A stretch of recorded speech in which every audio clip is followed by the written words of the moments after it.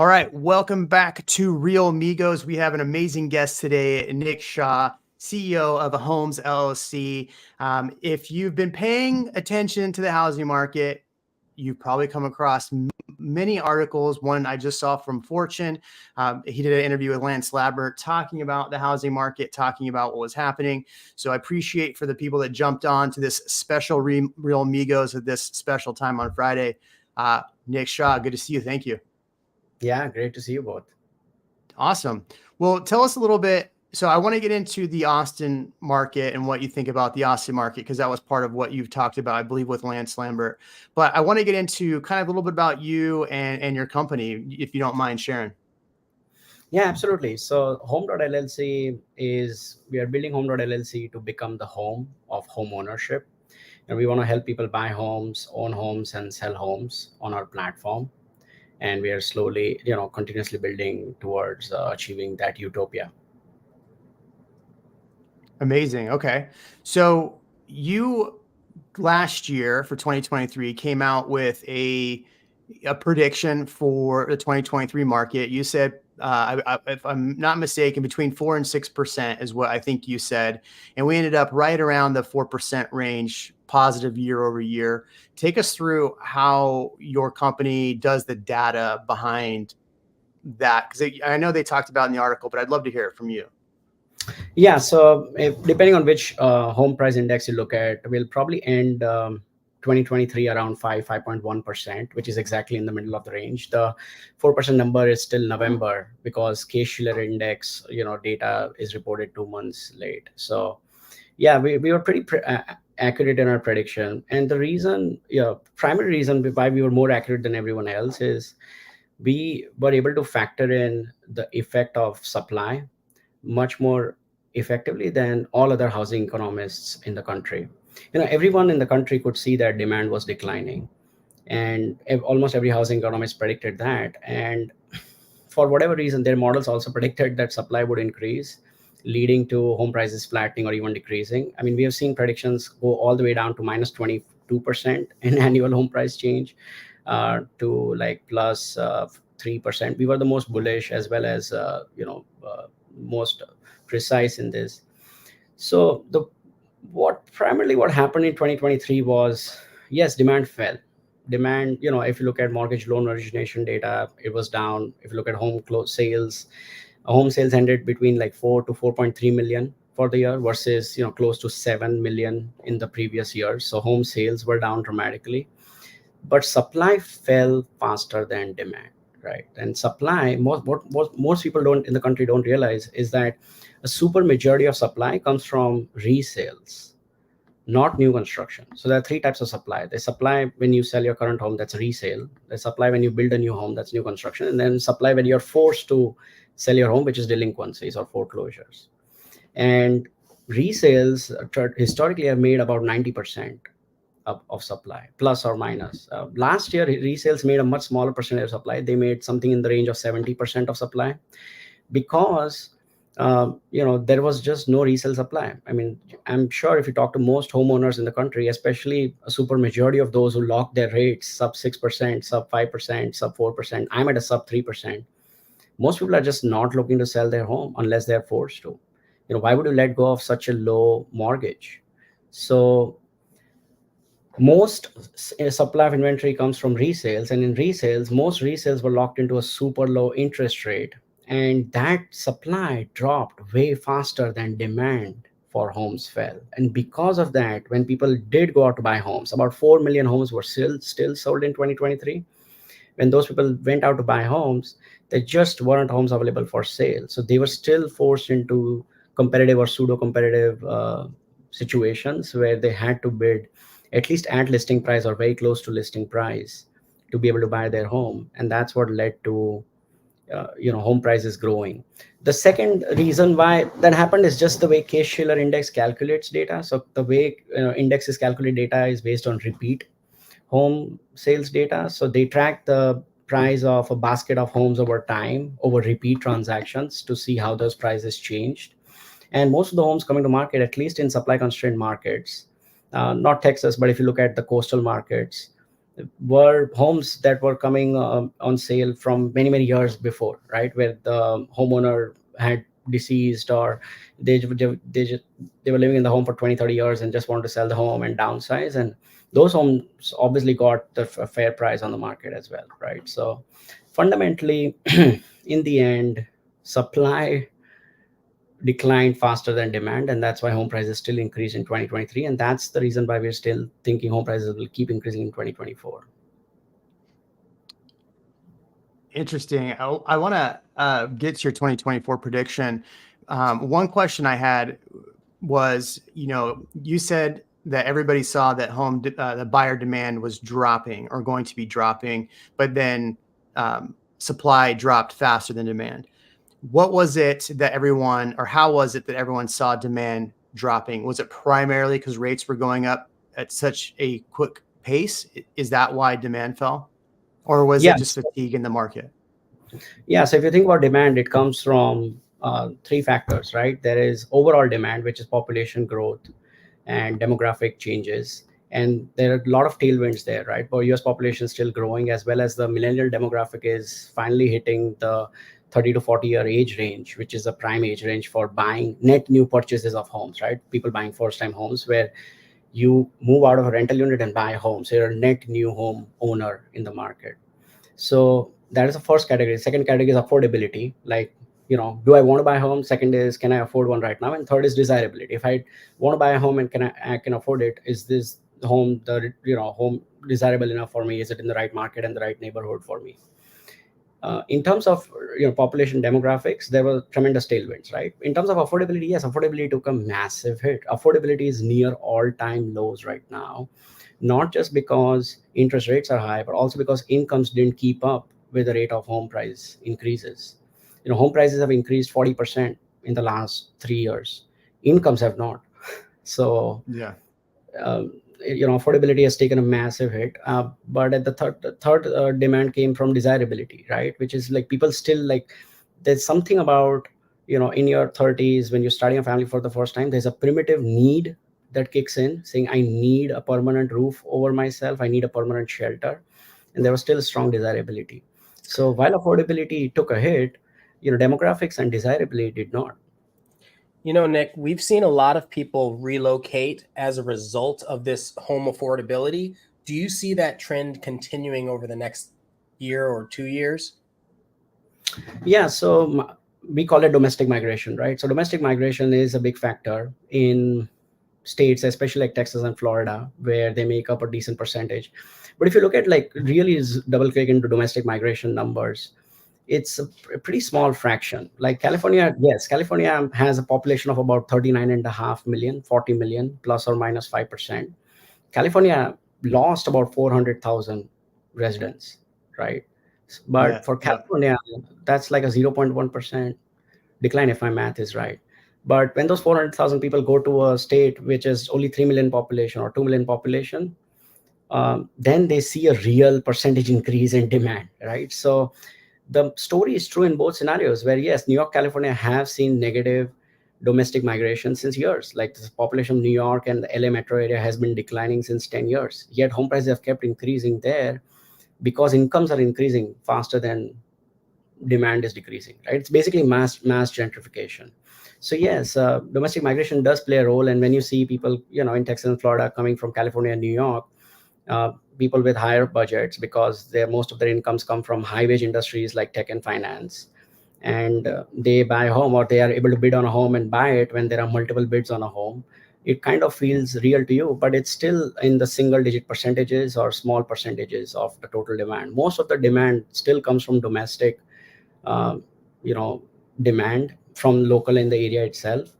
Domestic migration is real, but it's not as big. It's not like 10, 20, 30, 40% where you see a real change, right? It's still in the low single digit percentages of the overall population. One thing that I've talked about, Ian and I have talked about on my channel and on Real Migos, this is the Real Migos part of the channel. One thing I've talked about is that, there's a lot of faux analysts on YouTube that say, okay, this market's going to crash because of this. This market's going to be crash. Obviously the word crash had for a while sold on YouTube. Yet one thing that I never saw any of these people really talk about was the amount of people, if you look at domestically, moving into that 33 to 34, 35 age range, which is the prime buying range. And it's the highest it's been and going to be for a very long time right now. So that's why I've said demand isn't necessarily going to go away. Affordability will chip at that. But when you have that many buyers in the pool, now the question we'll see going forward, I'm sure you're looking at, is this silver tsunami around 2030, when a lot of these people that are unfortunately moving on to new locations, and I don't mean physical locations, is that something that you've put into your analysis as well when you're looking at 24 and beyond? Yeah, over a 7-year range, like after 2030s, I'm definitely currently bearish about home prices. Okay. For 3 reasons, right? If you look at demographics, which is the first cause of demand, demographics are going to take a hit. Like you said, boomers are going to age in place, and the cohort behind millennials, Gen Zs, are a much smaller cohort than millennials. So the population of Gen Z is looking to buy homes is going to be a much smaller cohort of demand. The second is affordability. So like when Gen Zs do come into the market, they will face a steep affordability challenge, right? Much steeper, because home prices will keep growing or staying stable or growing gradually over the next 5, 6, 7 years. While in 2040s, it will really, they will be the ones who will be hurt by this the most. And finally, in terms of desirability, like, a lot of people, while there's still going to be this need of home buying, that need is tied so strongly to, growing the size of your family, right? Either having a permanent partner or growing the size of a family, either by, having more kids or more parents staying with you all the time. We don't see those, we clearly see in the Gen Z cohort that, they're getting married later and they're having kids later and all of that. So overall, if you look at the US population growth rate, it's in the low single digit percent. It's like some less than 1% a year. Last I checked, it was like 0.6%. Out of that 0.6%, 2/3 of that 0.6 is legal immigration. Right. So only 1/3 of overall population growth comes from birth rates minus death rates. So the overall US population is growing at such a slow pace, and that population will decline after a while, because legal immigration will not be able to compensate for declining birth rates at one point. So with the declining population, worsening demographics, terrible affordability, and still like a delayed desirability of buying a home, we will see a massive demand hit in home buying. Now look at supply. Supply is going to keep increasing as boomers keep aging in place. So we will see overall a housing market decline. Now, and under what scenarios could that not be true? And that is what I highlighted with Lansing. Unless there's a dramatic change in legal immigration laws, where that compensates for demographics. And legal immigrants also, tend to be more highly educated just based on the way our immigration system works, the professional visa works. They have to have a certain minimum salary. They have to have, certain job qualifications in STEM. They will probably be able to save the market. Otherwise, the market will decline over the long term. One thing that I've thought, sorry to cut you off, Ian, one thing that has been on my mind as we have a population aging further, in my mind, I see a transfer of wealth happening. So you're talking about the age range under millennials. My wonder and question is, going into 2030 plus, do we see a transfer of wealth? Because as those people unfortunately move on, that wealth is going to go somewhere else. And I know I've seen really things in the government where they're trying to really go after inheritance taxes and things like that, increase those, because they know there's a lot of money going to be made past 2030. So do you think some of that transfer of wealth will help some of those people purchase that wouldn't have been able to purchase? Yeah. If you look at like the US Census numbers on families earning less than $150,000 a year, a super majority of their wealth is in home equity. And that transfer of wealth is essentially basically saying, hey, I'm going to sell this home in Gary, Indiana, that no one wants to live in anymore, and use that money hopefully to be able to afford a down payment in San Jose, California, or Santa Monica, Los Angeles, or Upper East Side, New York, or Bellevue, Washington, or Park Slope, Utah, right? So that transfer of wealth essentially is selling homes in areas where you don't want to live anymore, and then using that home equity to essentially buy homes where you do want to live. And when areas with a lot of home equity in boomers concentration, uh, areas with a lot of boomers who have a lot of home equity, you know are not as desirable as other areas of the country, right? So that those markets will see a dramatic impact on home prices, because everyone there essentially selling homes, and who's buying, right? Like who wants to move to Gary? Like, it's not a dig on Gary, Indiana, but that's just one market we know where like there's a heavy concentration of boomers, and there's still 20% vacancy rate in that market. So you mentioned a lot of stuff. There's been a lot of stuff happening. So you talked about legal immigration. So I want to touch on that one for a minute. So you have right now, the highest income earners are legal immigrants and visa holders. Okay. But we know that currently, at least we see that currently, the cultures send the money out of the US, right? So if they're sending the money out of the US, do you think that improving immigration will help keep that money here and help people buy houses here? Or how do you see that playing out if they adjust the immigration? That's a very good point. I mean, I don't have the data on what percentage of wealth legal immigrants hold is concentrated in the US versus not. But overall, if you look at their W-2s and their savings from stocks, I'm specifically talking about like the STEM population, right? Predominantly of Indians and Asians.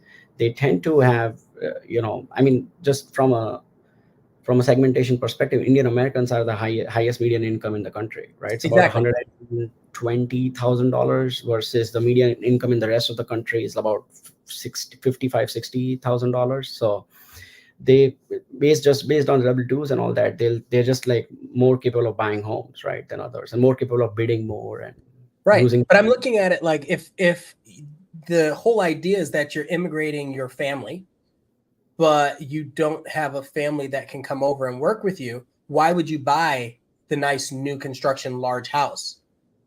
Like, why would you do that if you don't have a family to bring to live in it? Yeah. Right. Well, And I feel like that is. Go ahead, Jeremy.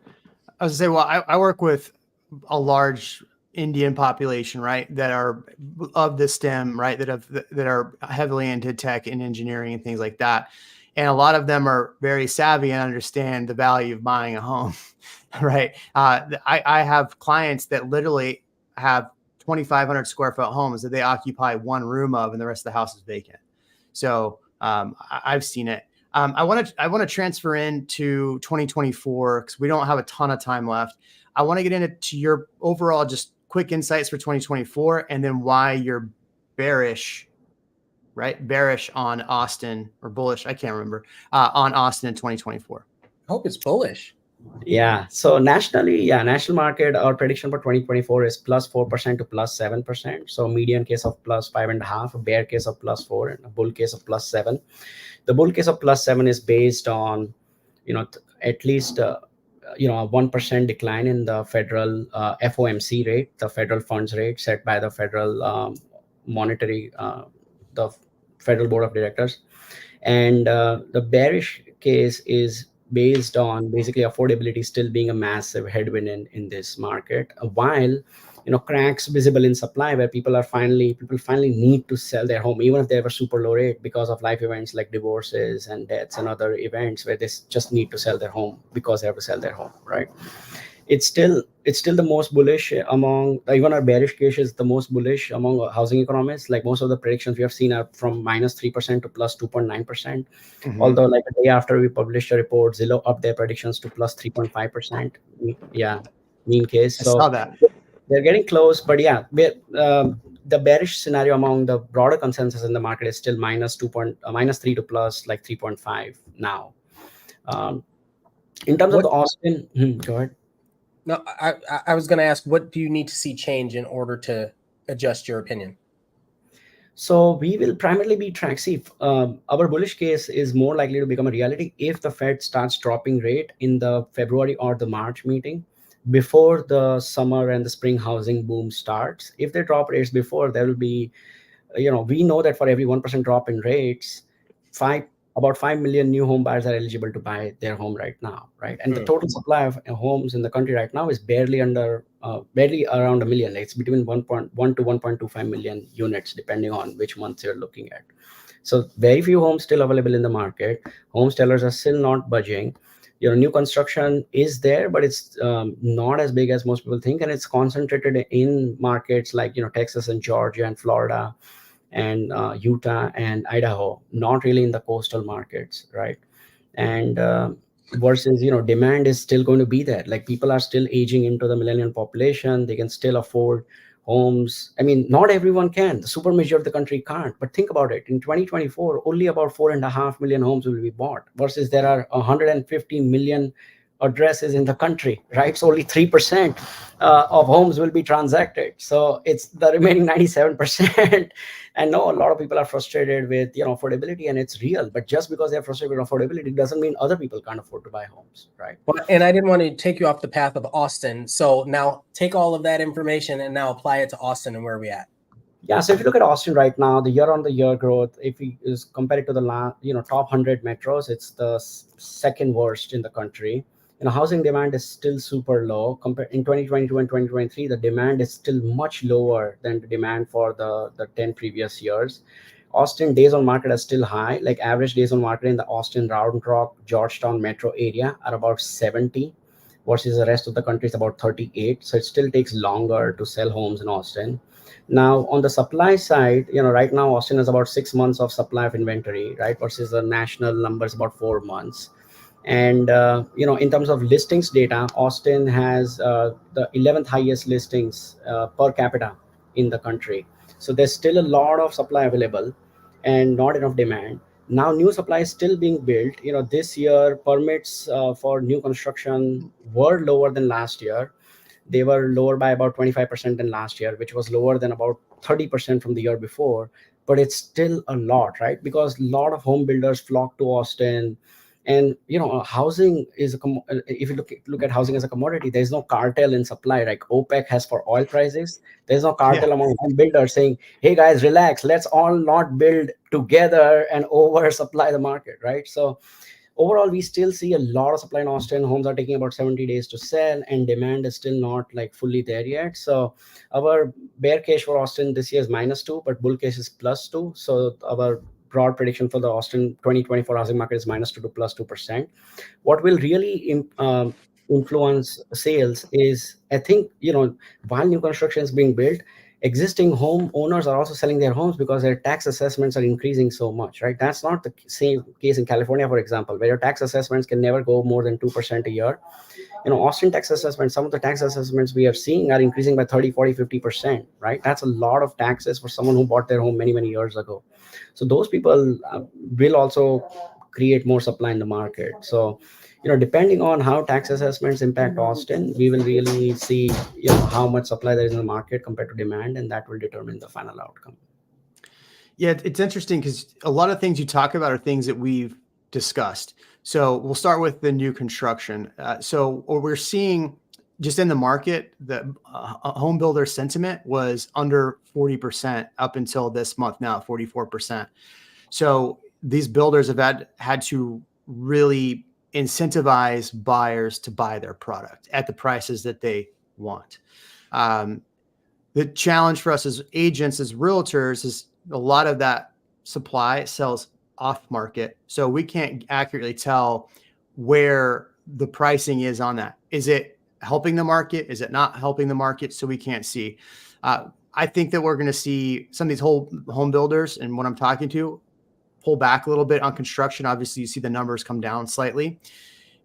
My prediction for last year, for 2023, was that we would end not negative, not positive, but kind of flat. If you look at Travis County, and I always talk about Austin, and this is where I think for me, when I hear the big YouTubers talk about Austin and where they miss the mark, is there's 5 counties in Austin. Okay. Travis County is the main one, which is Austin. They ended up the year +2%. Williamson County, which was where a lot of the new construction is going, they ended down. Hayes County, where a lot of the construction is, down. Caldwell was the only one that was positive because they didn't have as much construction. They do have construction. And then what's the other one? Bastrop. Bastrop ended up. Why did Bastrop end up? Well, the prices in Bastrop are really low and people are moving there because of Tesla. So my question to you is given that information, that what we see on the ground in Austin, Ian and I work with a lot of buyers, sellers. My predictions for 2024 are basically around the same, that we're not going to see a huge decrease and we're not going to see a huge increase. Whereas 2 years before that, Ian and I were like, prices are going to be crazy, right? They're crazy. And then we hit July 22 or May 22 and everything just fell off the planet. Yeah. Yeah. Our predictions primarily cover Williamson County and Travis County. So the Austin, Round Rock, Georgetown MSA, like that's how how the census defines the MSA. If you look at, Austin before, like the story before 2022, right? Number one domestic migration in the country, like number one net positive domestic migration in the country, number one wage growth in the country, number one overall population growth in the country. Everything was working well. And yes, Austin was undersupplied then, and that's why home prices were growing like crazy. But then these home builders just flocked, and they flocked in like unseen numbers. And like at one point we were tracking permits I think it was 2022 when we were tracking permits. It was something like 130,000 permits were issued in the county, versus just that year only about 40,000 homes were sold or something. So just based on permits data, it was clear like there was 4 years of supply construction coming online compared to the best year that Austin ever had, right? So since then we became bearish overall, saying, hey, like this, like builders need to just stop being overzealous on this market. They need to, there is supply missing, but it's not to the degree that they're supplying for. On top of it, homeowners are being hit with tax assessments, and they will now start selling their homes because some homeowners just can't afford these insanely high increases in tax assessments. Home builders, I feel like they're almost a lagging indicator, just like rents, because what happens is they are chasing the employment headlines when they're hearing, oh, this is the fastest growing city, county, all that. But other than this channel, and I've been trying to look, other than this channel, I haven't, or than the Real Migos, I haven't seen people talk about what happens when they go back, right? So my question to you is, we still have a high surplus of jobs coming to the area. However, we've had a lot of tech layoffs, especially recently. We just had Microsoft let go of, or I think it was Microsoft let go of 2,000. Based on that information, based on the return to work, all of that, are you factoring that into your predictions, or how are you factoring that in? So the way we don't look at tech layoffs, what we look at is like job openings divided by permits. So basically how many net new jobs are created as opposed to how many net new buildings, how many net new units will be available for sale. There's no easy way to track job opening data because the companies don't report their employment numbers, and it's very hard to aggregate for a city level. So instead we look at just job openings data, which is more like leading indicator as well. Layoffs are definitely impacted. The second is there's a real come back to office policy that's also impacting, like Austin. It's not just Austin, Sacramento, Boise, Boston, these markets that were just like one flight away from major markets got a lot of inbound interest during the COVID years because they were like, hey, I can buy a home much bigger than the home I'm living in now and just still be a one hop away from my office, right? So but all those markets cooled down significantly after, because then they were like, hey, if I need to go to office 3 times a week, it's really not possible anymore, right? So that's the factor we've seen in terms of layoffs. It's very hard to directly correlate that with like ground level data because it's not apples to apples, but we'll dig more into that and get back to you. Yeah, I feel like we're going to see a bullwhip effect basically over the next couple of years, right? Where builders are going to have to, I've sold real estate in Austin for 10 years. Up until 2020, I would say 2018, 2019 was a lot harder to sell homes. 18, 19, because there was more inventory. We were close to two and a half months inventory. If you look how Austin reports the numbers, we're at 3 months inventory. Now, what you look at is a different number, I would assume, but Austin's at 3 months. I imagine we'll hit a 4-month inventory the way we put our data out pretty soon. We're going to probably be at 3.3, 3.4 for January, around there, only going up. I don't really have a question there.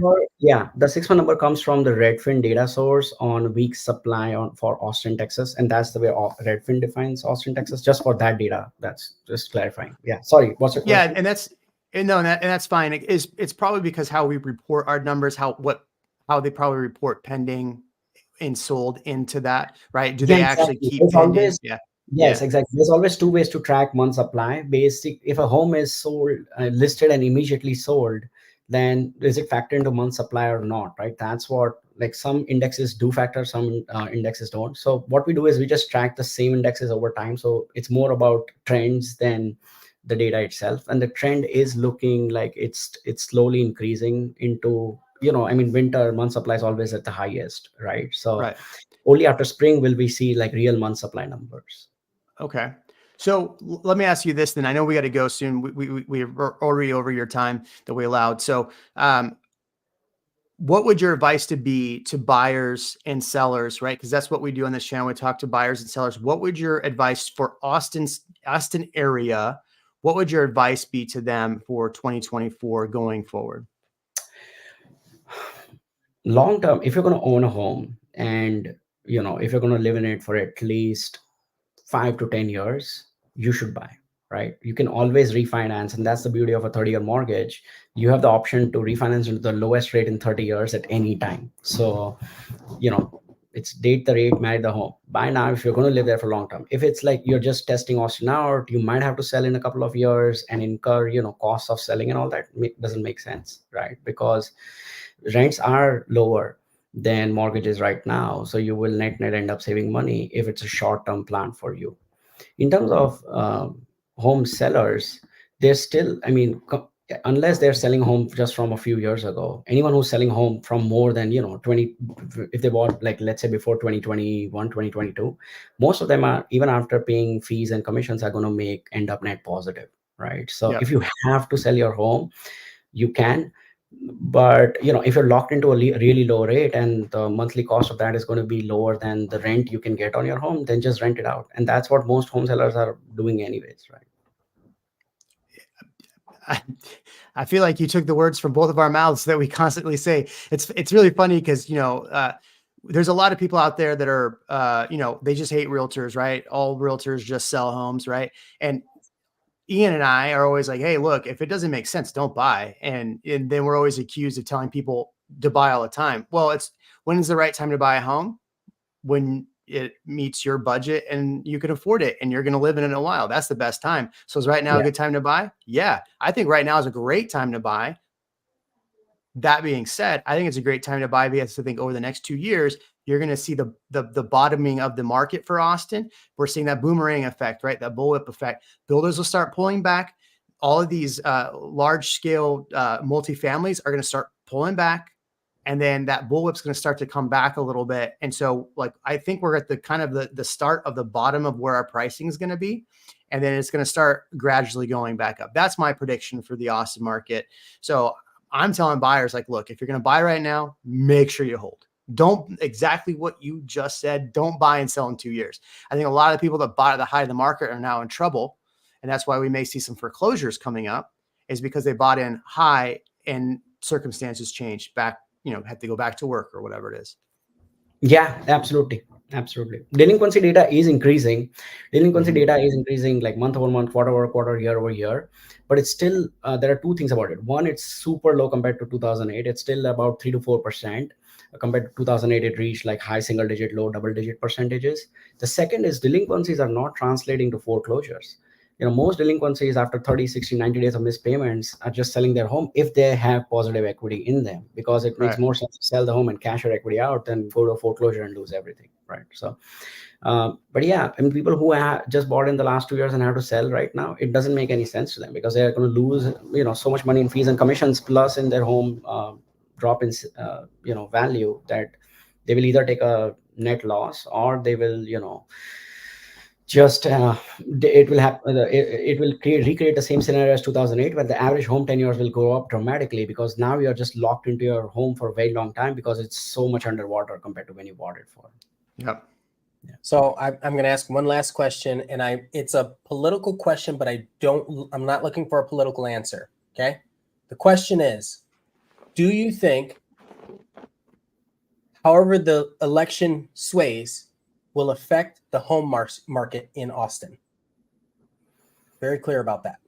Do you think, based on what direction it sways, it will affect positively or negatively the home market in Austin, Texas? The only criteria that we are tracking with respect to elections is, it's not just who comes into the White House and who comes into Congress and Senate, but also how influential the White House is over the Federal Open Market Committee, the FOMC. The Biden White House has not, at least publicly, been as influential towards Jerome Powell and the FOMC as the Trump White House was in the past, right? They were much more influential, both publicly and seems privately as well. So, the Fed, there are still a lot of detractors of Fed saying, hey, they increase rates too high too quickly and they need to drop them, right? Versus there are a lot of people who are like, hey, let's stay higher for longer, but keep decreasing 325 bip drops this year. I think the Fed policy is going to be much more influential on the Austin housing market and the national housing market than anything else. And the results of the election are only correlated to this in terms of how influential they are to the Federal Open Market Committee than anything else. That was a beautiful answer. Yeah. That's a very good answer. I've always found, and this is just in our market, that election years are always tough years in real estate, because people are a little more scared, and then once the thing happens, then they go out and like, okay, fine, it's over. So, well, awesome. Well, Nik, I appreciate your time. Thank you so much for coming on here. If you ever need anything from an Austin agent in the future, you got two ones right here that want to be. Yeah, definitely come over. We'll grab a drink. Yeah, absolutely. Okay. Next time you're in Austin, definitely send us an email and we'll definitely meet you up for a drink. We appreciate it. Absolutely. Hey, thanks so much for setting this up. Take it easy. Yeah. Thank you. Appreciate it.